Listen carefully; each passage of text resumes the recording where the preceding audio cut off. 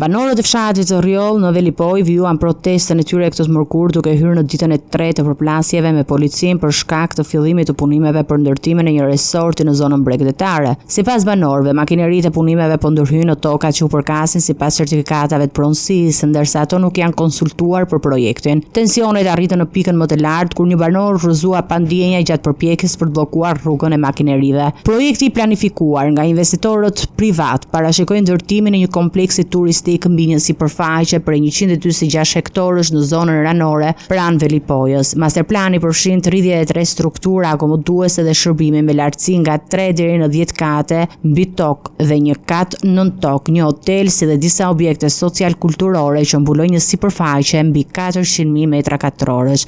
Banorët thonë se ndërtimi i këtyre objekteve do të kërcënojë ekosistemet ujore dhe mjedisin natyror të zonës. Përfaqësues të komunitetit lokal kanë deklaruar se nuk do të heqin dorë nga mbrojtja e pronave të tyre, duke paralajmëruar se protestat do të vazhdojnë derisa institucionet të ndërhyjnë për të garantuar të drejtat e tyre ligjore. Policia e zonës ka shtuar prezencën për të shmangur për shkallëzimin e konflikteve, ndërsa autoritetet lokale nuk kanë dhënë ende një përgjigje zyrtare lidhur me lishmërinë e fillimit të punimeve. Ekspertët e mjedisit dhe organizatat lokale kanë shprehur shqetësim për ndikimin që projekti mund të ketë mbi zonat e mbrojtura bregdetare dhe biodiversitetin, duke paralajmëruar se ndërhyrjet pa leje mund të krijojnë pasoja afatgjata ekologjike dhe sociale për komunitetin.